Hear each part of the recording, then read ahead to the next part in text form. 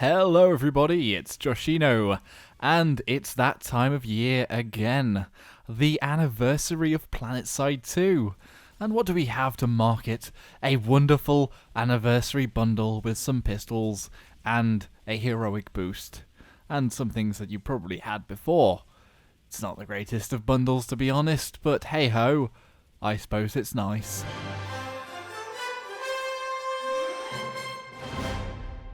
Planetside 2 is still one of a kind and an amazing experience. If you want to see my top 10 reasons to play the game, they still stand and they're in my top 10 video.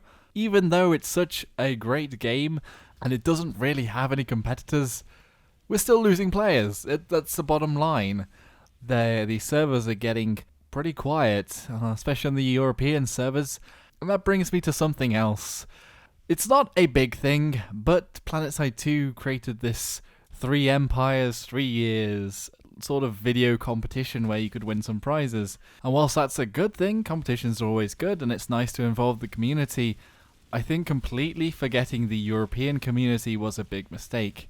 And if people didn't know, there were lots of problems with the European side of Planetside 2. I was actually one of the lucky people to always be with SOE because I accidentally made an account with the SOE on the US site, not knowing that the game was going to be run by ProSieben on the EU side, which is actually a good thing. ProSieben had pretty bad player support, and their shop just kept breaking, and things weren't going well at all towards the end of their life, and they pretty much given up on Planetside 2, to be fair. And people were literally rejoicing when they moved over to SOE. It was like, yes, finally. But we have lost a few things, really, that they did nicely. And even on the American side, we lost some things. Like, there's no more official content video-wise. There's no Friday Night Ops. There's no Higby Streamathon. There's none of the communications from ProSieben when they had the show. I don't remember the chat, but they were quite fun. But the big thing here I'm trying to say is that making a competition like this may not seem like a big thing, but to not include your European player base, which is quite a big player base, I may add. It's just a bit of a kick in the nuts, to be honest. It's not like a soft kick in the nuts that you may enjoy, but an actual hard one where it sort of aches for a few minutes afterwards. And this is really coupled with some pretty bad ISP issues that have been ongoing, although it seems like it's not really on SOE's end. They're trying to negotiate with the ISPs, but it's still another thing that's quite annoying being a European. Sometimes even my ping is as bad as American servers. I mean, in some senses, American servers, you have sort of a stable 200 ping, or at least for myself, of 200 milliseconds, whereas on the European servers it goes from somewhere like 80 to well, like 6,000 quite often. It's just not the best experience. And whilst, like I said in my top 10 reasons to play Planetside 2, I think it's a great game, but ignoring the European player base and the problems we're having at the moment are really taking a toll on the European server, and the population just seems to be really dropping.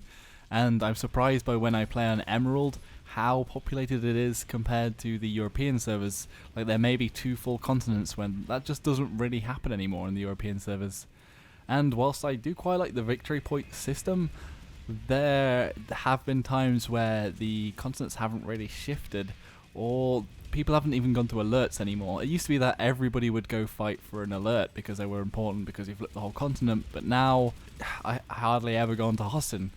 For some reason, I don't know why Ezemir is so popular. Maybe it's because of the performance issue with basically the whole of Ezemir being snow. It's quite easy to run.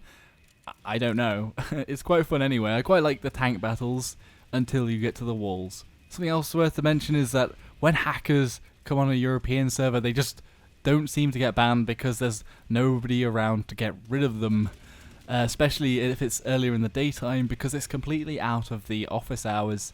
I know other people have suggested things like having trusted community members that could temporarily kick or block players, although that may not really work because they could keep making accounts, but it's just worth mentioning that there's no way to get rid of people in the daytime, or at least that's the way it seems. But happy anniversary everybody, but remember, don't forget the Europeans.